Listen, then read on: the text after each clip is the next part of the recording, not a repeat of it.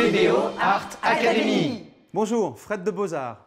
Aujourd'hui, pour PBO Art Academy, je vous présente la gamme de peinture Acrylics Studio de PBO. Alors c'est une gamme de peinture universelle, je l'utilise depuis des années dans mon atelier et on va voir ensemble toutes ses caractéristiques.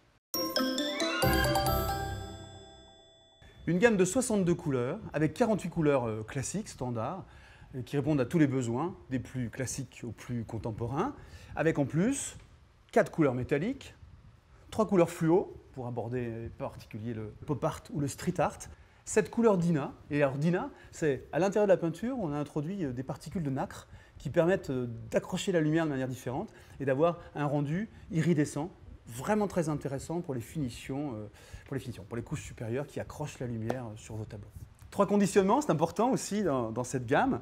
Des tubes qui permettent avec ce bouchon très pratique de déposer uniquement la quantité nécessaire sur votre palette ou sur votre toile, et puis de refermer après usage pour une utilisation ultérieure en conservant la peinture, et des pots plus larges qui vont vous permettre de travailler directement, de prendre directement la peinture dans le pot avec des spalters larges ou des couteaux, en prenant soin bien sûr d'utiliser des outils très propres afin de ne pas introduire d'impuretés dans votre peinture.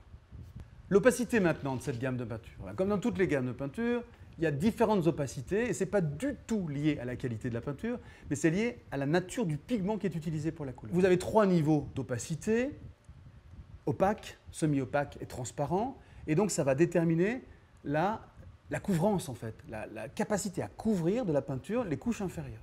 Donc si vous voulez de la transparence et aller rajouter par glacis des nuances de couleurs, vous allez privilégier des couleurs transparentes.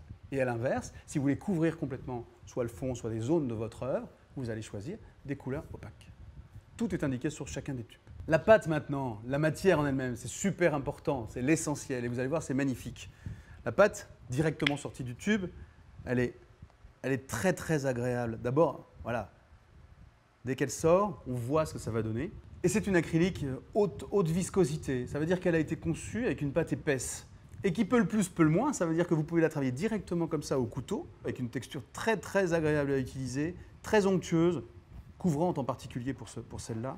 À la sortie du tube, vous avez la véritable couleur de la peinture qui se révèle, alors que là, même si vous avez une indication sur la couleur, le tube en lui-même a un effet sur ce visuel, sur ce qu'on voit. Et donc pour terminer avec les couleurs primaires, avec le jaune primaire, vous savez ce fameux noir trichrome, très connu des écoles d'art, des étudiants d'école d'art, ce noir trichrome est quasiment parfait. Donc ça c'était très notable, c'est important, ça démontre la qualité de ces 3 primaires, de l'ensemble de la gamme, mais en particulier ces 3 couleurs primaires avec lesquelles vous allez réussir à créer un cercle chromatique parfait. Voilà. Et donc de la même manière, une magnifique pâte qui va sortir de ce tube, et qu'on peut utiliser au couteau comme on l'a fait. Et surtout, on le sent quand on utilise au pinceau, on le sent au bout du pinceau, une belle onctuosité très agréable à manipuler. Voilà, en synthèse pour cette présentation, une magnifique gamme acrylique, 62 couleurs, pour tous les goûts, pour tous les usages, du plus classique au plus contemporain. Et on se retrouve bientôt pour d'autres tutos pour PBO Art Academy.